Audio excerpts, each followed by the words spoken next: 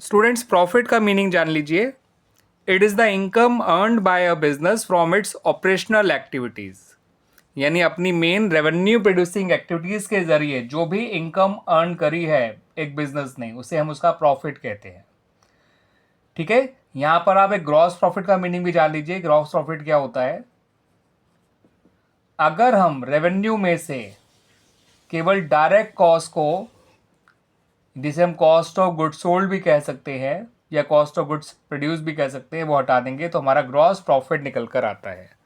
तो रेवेन्यू में से डायरेक्ट कॉस्ट को, जिसे हम कॉस्ट ऑफ गुड्स सोल्ड भी कहते हैं, वो हटा दें तो हमारा निकल कर आता है ग्रॉस प्रॉफिट।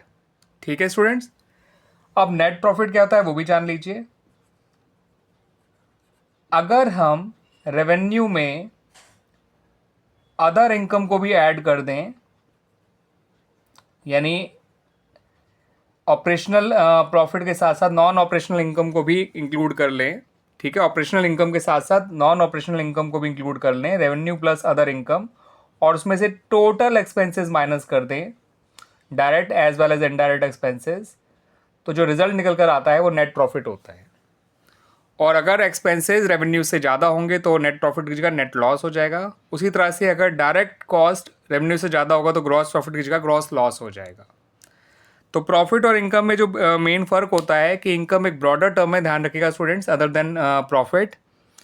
प्रॉफिट के अंदर केवल ऑपरेशनल प्रॉफिट ही काउंट होता है, लेकिन जब इनकम की बात करते हैं तो उसके अंदर operational profit plus income from other sources भी काउंट कर ली जाती है, जैसे rent receive, interest receive, dividend receive by a firm. ये उसकी नॉन ऑपरेशनल इनकम होती हैं, और मेनली उसका जो गुड्स, मैन्युफैक्चर्ड गुड्स को बेच के या गुड्स जिसमें वो डील करते हैं उनको बेच के जो प्रॉफिट अर्न करते हैं वो उनका ऑपरेशनल प्रॉफिट हुआ करता है। ठीक है स्टूडेंट्स, ग्रॉस प्रॉफिट निकालने के लिए रेवेन्यू में से केवल डायरेक्ट कॉस्ट को, यानी कॉस्ट ऑफ गुड्स सोल्ड को माइनस करना होता है, और नेट प्रॉफिट निकालने के लिए रेवेन्यू में हम अदर इनकम के जो दूसरे सोर्सेज होते हैं उनको भी ऐड कर देते हैं और उसमें से टोटल एक्सपेंसेस माइनस कर देते हैं, तो हमारा नेट प्रॉफिट निकल कर आता है। और अगर टोटल एक्सपेंसेस रेवेन्यू और अदर इनकम के सम से ज़्यादा होगा तो वो नेट लॉस हो जाएगा। उसी तरह से अगर डायरेक्ट कॉस्ट रेवेन्यू से ज़्यादा है, जो कि थोड़ा रेयर ही होता है, तो डिफरेंस ग्रॉस लॉस कहलाएगा।